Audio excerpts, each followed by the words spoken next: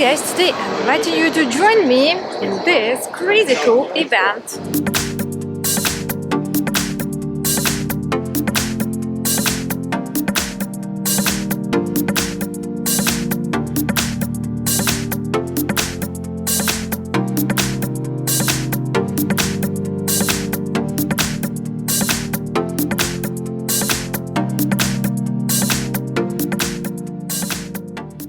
We are an index which follows the exact market capitalization of the biggest project in the crypto market.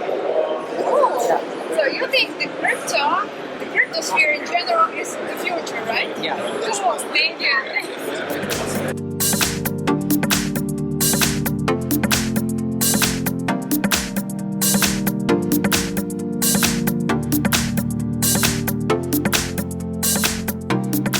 Okay, so can I interview you?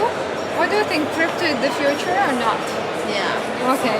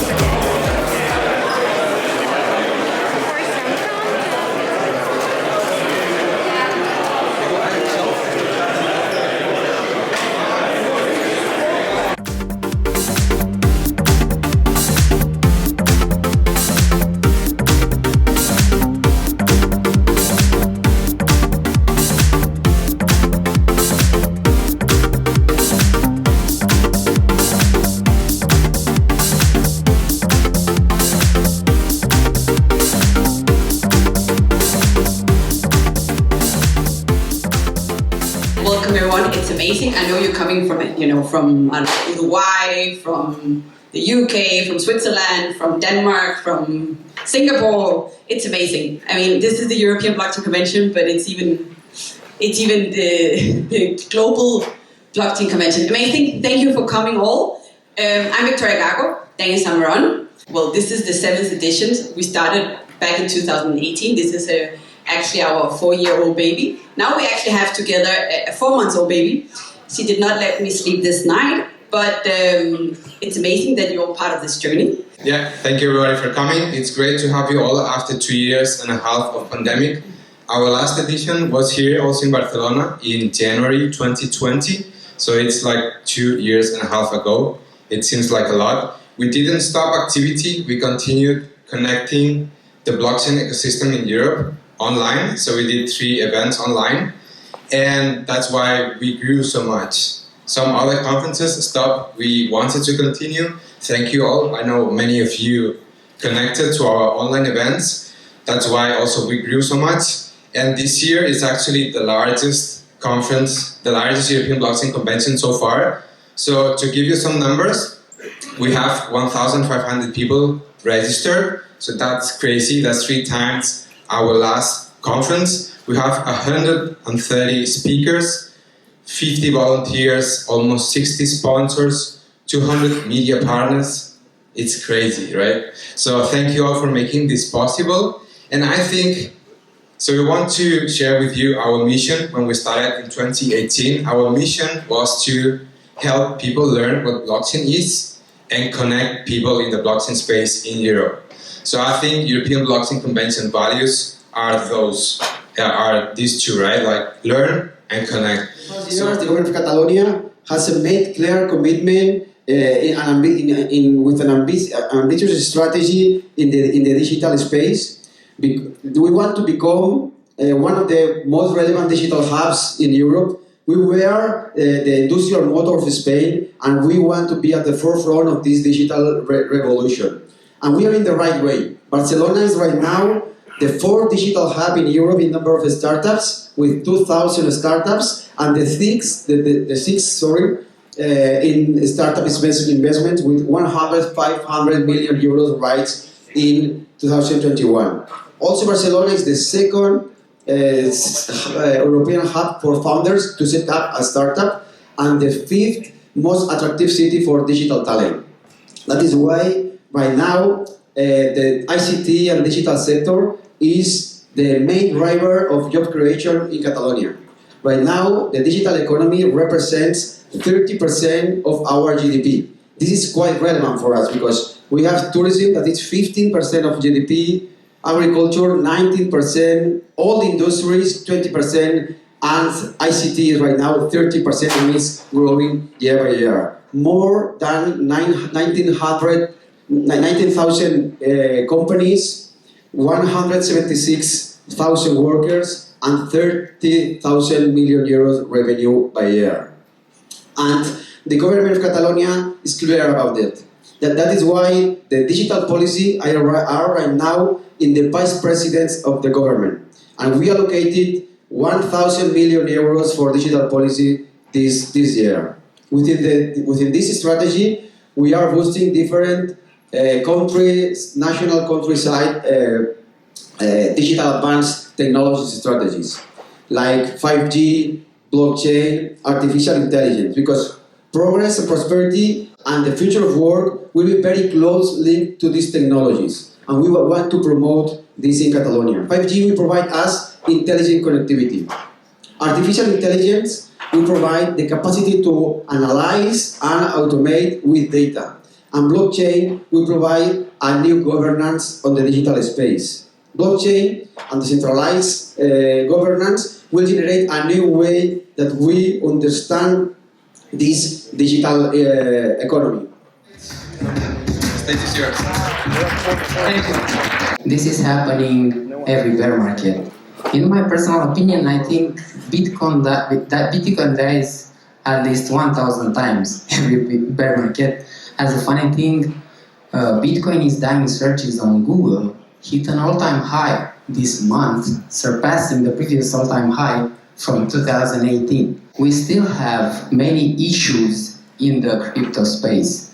We have some issues regarding the high risk. We have price fluctuation, and the price fluctuation in crypto, I think, is the biggest of them all. We also have market manipulation. There are projects in which some of the wallets are having the bigger part of the tokens or the liquidity, and it's easy for them to manipulate the market in a way that most people lose money. And it was the ICO fever back in 2017 where there were a lot of scams. And unfortunately, there are scams also now because being still in an unregulated space and almost having zero responsibility for the founders, we still have a lot of scams in the space. We also have issues regarding the complexity of investing in crypto. We have the multitude of tokens in crypto. It's very hard for the usual user to filter through all of these tokens. We also have a massive amount of research you need to do in order to make a good investment. And last but not least, there are a lot of security concerns. Where do you keep it? Where do you have the custody of the digital assets? Also, the private keys, and so on. So these were exactly my issues when I first started in crypto back in 2017. I did a lot of mistakes back then, but I knew one thing. I got very, very passionate about crypto when I first heard about it. It was about Ether back then, and I wanted to do one thing. I wanted to do a lot of research and improve my knowledge. And this is exactly what I did. I started learning more and more about blockchain, about crypto, and being involved in the space more and more. A lot of friends and partners came to me. I have a background in construction and real estate. So this is like traditional market, you know. And when I got involved in crypto, the dynamic was very, very big. And as I said, a lot of friends and partners came to me and asked me, Livio, is this a good project to invest in? Is it a good time to invest now in crypto? Where do I keep my Bitcoin? Where do I keep my Ether? A lot of questions that people had and wanted an answer. Just a disclaimer, I wasn't back then, and I'm not now, a financial advisor. but I saw a lot of needs that people have. So there are three big categories of needs that people had and still have in crypto. People want safety. People want their investments to be safe. They also want simplicity. They want a straightforward way to invest. They want to skip the headache and the complexity of crypto. And let's be honest, guys, everyone is in the market to make profits, at least greater than inflation, which proves to be quite a challenge this year, isn't it? Yeah. So I started thinking very much, what is the answer to all these problems that people have? It is Imperium, the crypto index. We developed a tool similar to the S&P 500 index, but for the crypto market. It's basically a tool that helps you to keep your funds in the top cryptocurrencies. How we are doing that? We develop an algorithm, the SRR algorithm. I think it's a sexy name. And what it does, it rebalances your portfolio. It does market checks every few seconds, and in a matter of minutes, it rebalances your portfolio. So basically what it does, it keeps you protected from individual token crashes. When you think about Luna, when Luna is exiting our index, we are selling all the position and buying the new token which took the place of Luna. So think about that. Which is the Imperium index, you may ask? It's not only one, but we have many. There are 6 sets of indices. Imperium 10, 20, and 50, with or without Bitcoin. This is the difference between them. We have the Imperium 10, 20, and 50 with Bitcoin, and the Imperium 10, 20, and 50 altcoin versions, we are excluding Bitcoin. All the indexes are excluding stable coins and wrapped tokens. Lex is the token which is fueling the Imperium ecosystem. It's your way in the indexes. By holding the Lex token, you can access the Imperium indexes. So first, you go to a KYC AML procedure, which takes under 1 minute. You purchase the Lex tokens, you invest in Imperium, and then you are issued an NFT, which is your undisputed proof of ownership of the underlying assets. Who are the Imperium investors? On the first hand, we have the traditional investors. We have the banks, we have the hedge funds, we have the VCs who wanted to have a similar investment tool that they have in the traditional markets, and they missed that investment tool in the crypto markets, and now they have it through the Imperium index. We also have the crypto enthusiasts who like to access the crypto functions, the DeFi functions like staking and liquidity providing, and they can do that through the Lex token. Basically, we have everyone. We have crypto beginners or investment beginners who now have a straightforward way to invest in crypto through the Imperium indexes. We are also thinking about all the safety measures that we can do to protect our investors. So we have a crypto license, a VASP license, virtual asset service provider in Lithuania, and we are fully regulated to function all across the European Union. Let's go a quick run through to the roadmap, what we managed to do, where we are now, and what we plan to do in the future. We have the ideation phase. We are working on this project for more than 1.5 years, and we did the market research. We finished last year with a proof of concept to validate our algorithm, and now we are in the seed phase for the Lex token. We aim to be live at the end of this year. At the start of next year, we'll be launching more specific indexes like DeFi indexes, Metaverse indexes, exchange token indexes, and so on. And till the end of the year, we're going to have a license on every continent to have a global presence and to reach mass adoption for the Imperium indexes. Wait. We developed a simulator which simulates your investment in the Imperium indexes. I will need one volunteer from the audience to help run 2 scenarios, one for a bull market and one for a bear market. Who want to join me, please? Which scenario do you want to have, a bull market or a bear market? The bull market. Okay, so let's run a bull market scenario.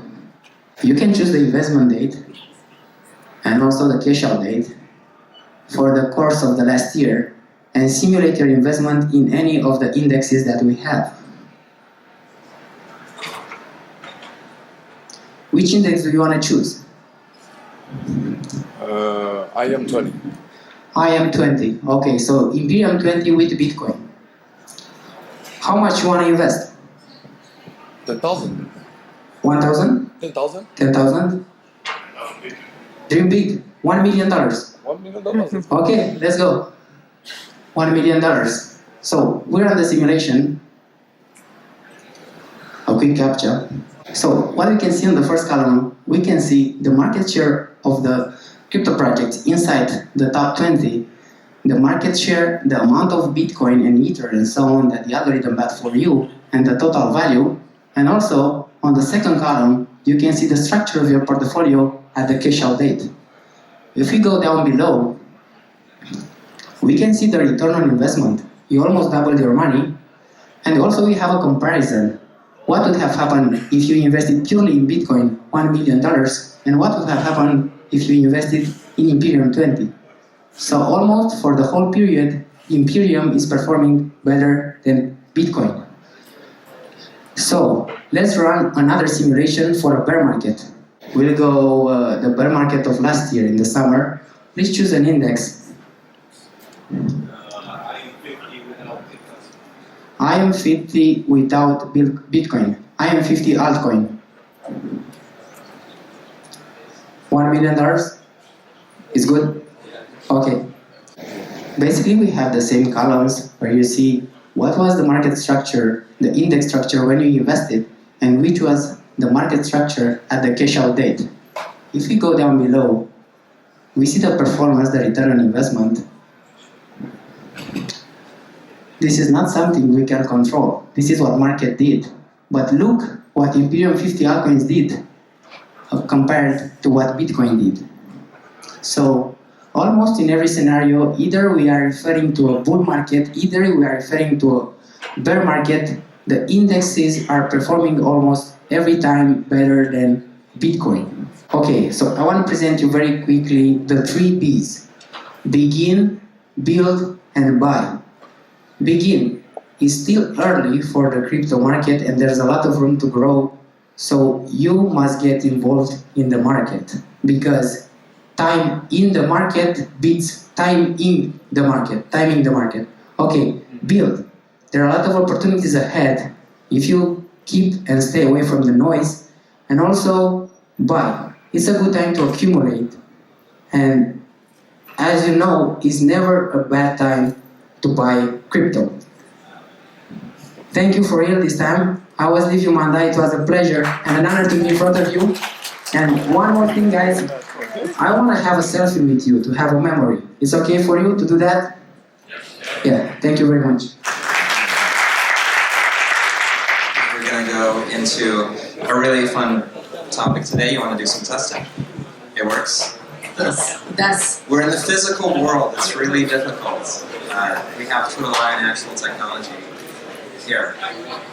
Welcome. This is going to be a session about the Metaverse. And prior to introducing our panelists, I want to just do a quick survey of the audience because doing this every year is kind of a kick. So by a show of hands, I can't see you, but it doesn't matter. This is sort of like an emotional internal exercise. By a show of hands, how many people here have ever owned Bitcoin? Do people not have hands? What's going on? Okay, so over half. How many people own other tokens? Maybe know what a Web3 token is? Have Web3 tokens? Okay. How many people have lost money in DeFi? It's not funny. It's not funny. Anyone rug pulled? Anyone here ever been rug pulled? My man. There you go.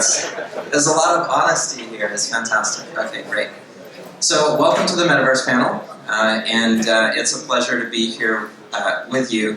My name is Lex from Consensus, and we'll do a quick round of introductions with Cody and Laurent. And so maybe Laurent, kick us off with an introduction, and then we'll go across. Hello, nice to meet you. It's a real pleasure to talk with you guys about the Metaverse and maybe more than what it is currently, but what could it be in the next future. I'm a TrumDAO advisor, a kind of veteran now in our industry. You're actually 24 years old. Yeah. And I'm 49. I'm clearly an idealist, and the reason why I'm involved in what I'm doing on a daily basis, I mean, trying to build an inclusive, sustainable, open-minded, multi-chain ecosystem. I clearly think that our next future is multi-chain. And I do my best to onboard people, to explain the full potential of what we are building. It's not only about economics topic, but far away. I think there is a lot of amazing experience there in several DAO, mostly, that aim to experiment new way to manage our daily life, and it's also this that I try to share with everybody, to be totally aware that we are part of a unique moment in the humanity history. We are experimenting, offering a real sustainable alternative and solving a huge problem. Absolutely. Cody? So it's great to be here with you today and back in person. Maybe in some years we celebrate this in the Metaverse, right?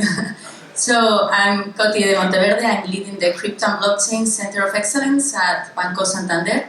We've been working with this technology for almost 6 years, and we've been working with digital identity, self-sovereign identity, payments, bonds on the blockchain, and we realized that Web3, Metaverse, blockchain, digital assets has a great potential, right? So that's why we are here today. And I'm also at the board of Alastria. Alastria is our national blockchain association that it has over 500 members, and we recently set up our art, NFT, Metaverse sectorial, so we also believe that it's very important for the next decade.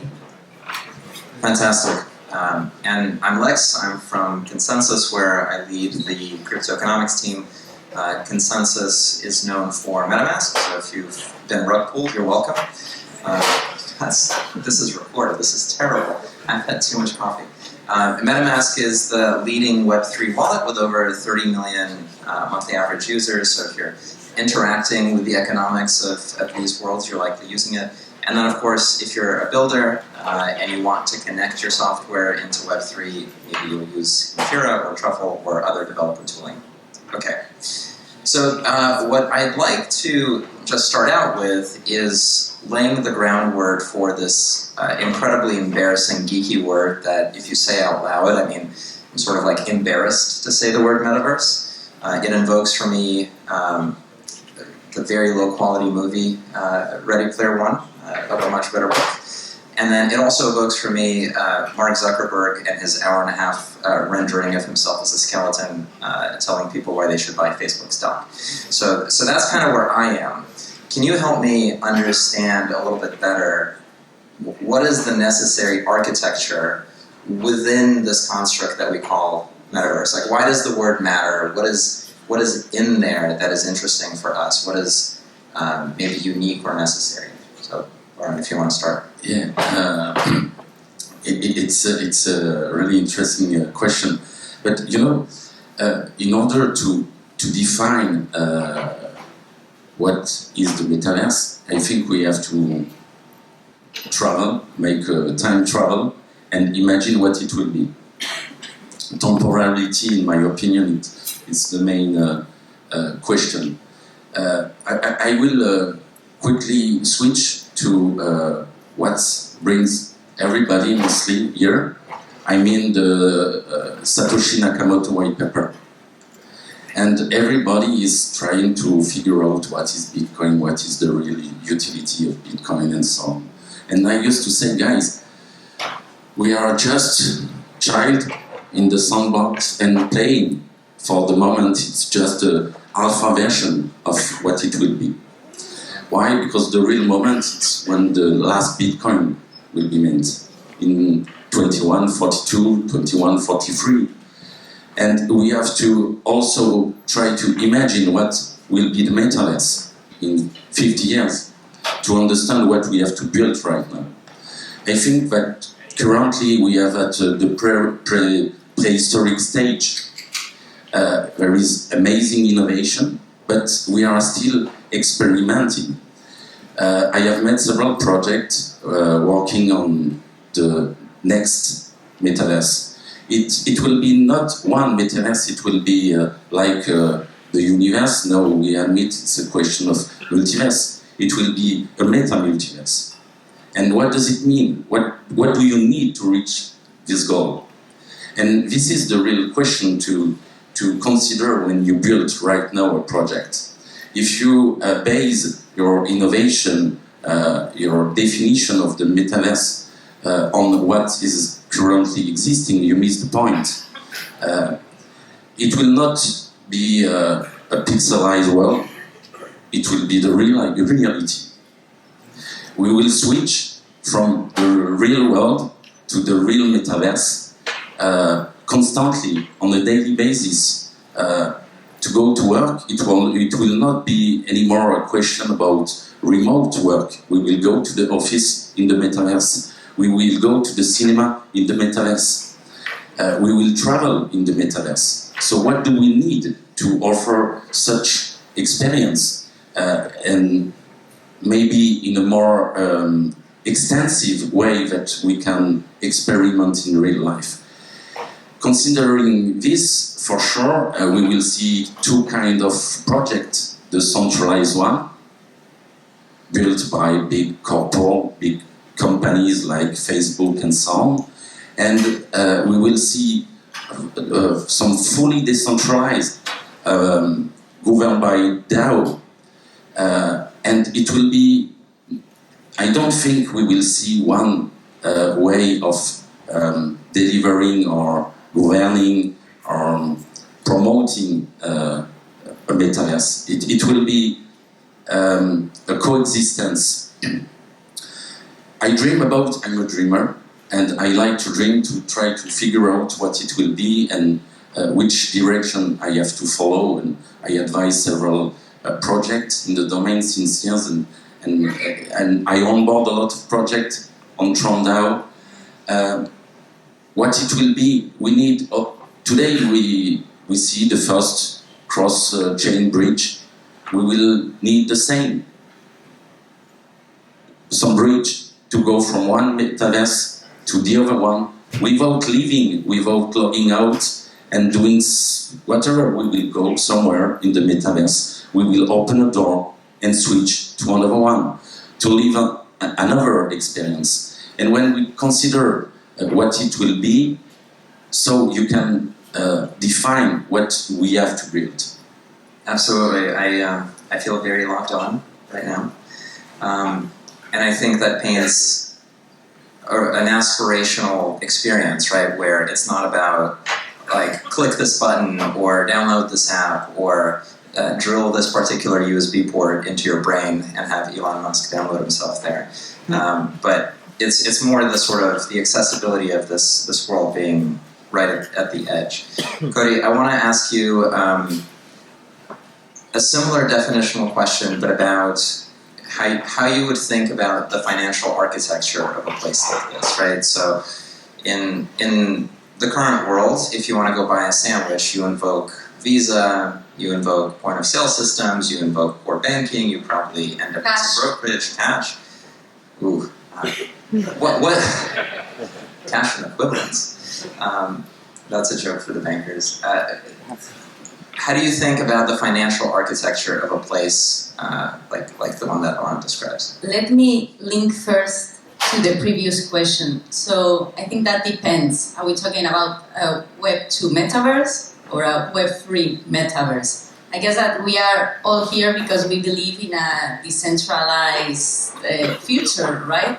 So I would tend to think that the metaverse in singular, it's going to be based on Web3. It's going to be an ecosystem of different platforms, but all interoperable thanks to blockchain technology and orchestrated through tokens, right? So that financial ecosystem of the metaverse obviously should be digital and programmable, right? So I think that we are talking about a financial system based on all type of tokens and digital cash. I was saying cash because I wanted to introduce the digital cash, maybe CBDCs, stable coins, commercial bank deposits being tokenized as well, cryptocurrencies, well, you name it. And obviously NFTs, which we haven't mentioned yet, and are a core piece of a decentralized metaverse, right? It's a way to represent the ownership of those virtual assets. So, as you mentioned before, wallet. In that financial system is going to be built around wallets where you store all your digital assets that are not only money, but also anything that you can imagine that can be represented with an NFT. And there's a lot of things to do, right? Because we are all here used to deal with crypto assets, but we need mass adoption as well. So we need a great UX, on-ramp, off-ramp systems to this new digital economy. Can you double-click on what those systems are? Like, what's the connectivity in your mind between non-digital cash, digital cash, payment rails as they connect into crypto systems, and then further, how would that spread into an environment like the one that Lauren describes? Like, what are the bare components of that? So, as I mentioned before, I think wallet is going to be the central piece where your identity in that wallet, and we've already heard some governments like here in Europe that they want to regulate our digital identity. That could be a core piece of that wallet. Obviously, tokens, we all know what they are, right? But you need those mechanisms to get into this digital economy. So you get your salary to your bank account, but how do you transfer that salary into digital money that you can use in the metaverse? And that's a piece that it's right now, let's say, missing, or at least missing in a seamless, easy way for everyone in the street. And for me, those pieces are the ones that financial institutions could be building to make an easy transfer of our analog world or financial system into that digital world. But as I mentioned, the core piece of a decentralized metaverse would be the wallet. And it's, well, you are an expert in wallets, so I could ask you this question. How are you thinking about that future metaverse and the role of wallets? It's a good turning of the tables, but I'll answer the question. I want to also kind of tweak one thing, which is either your employer pays money into your bank account, or alternately your DAO pays into your wallet account, right? And so these things in the long run are identical, although quite awkward now, but things like payroll systems and so on. So I'll share my mental framework for what a wallet is, and hopefully this is helpful and interesting. So I think in the physical world, money is very flat. It's very abstract. So it's an abstraction layer on top of economic activity, right? Because bartering isn't really that great. We can't all carry around infinite commodities. We can't carry our houses around, and certainly not more abstract things like services. And so we abstract all of our economic output into some unit of account which is cleared by the economy and markets. And then that's what you put in a wallet, right? So your physical wallet might have cash, and your digital wallet might have a representation of cash in a bank, but it's this abstraction of the real thing. I think unlock magic of something like MetaMask and other wallets and Web3 in general is that you actually get rid of the abstraction out of the economy. You don't have to compress the economic activity. So your wallet literally has your house, and it has all your clothes, right? And it has it doesn't have. So, for example, your passport, which is a sticker that summarizes all the things you've done to get membership. Your Web3 wallet actually has your real membership accrued as history on chain. And so I think that's one of the aspects of a crypto wallet that's really interesting, is that it's more of an inventory than it is a wallet. It's an inventory in the sense that it actually contains all your things without compressing them down. I've gotten so excited about my own mental model that I've forgotten entirely what we're talking about.